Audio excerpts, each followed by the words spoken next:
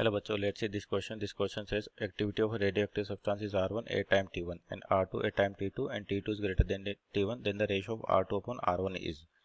तो देखिए आपके पास सिंपल क्वेश्चन किस पर बेस दे रखा है, रेडियोएक्टिविटी का है और इसका की कॉन्सेप्ट की बात करें तो की कॉन्सेप्ट क्या होगा आपके पास, activity of a radioactive sample,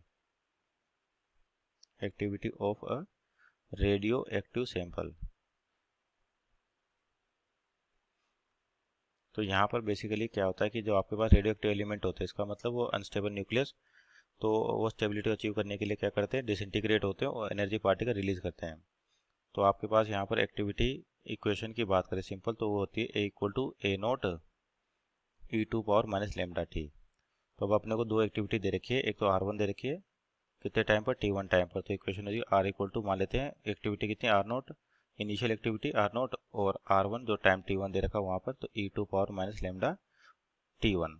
तो यहाँ पे लेमडा होता है डीके कांस्टेंट आपके पास। उसी तरह से R2 की वैल्यू निकालें तो ये होगी R naught e to power minus lambda T2।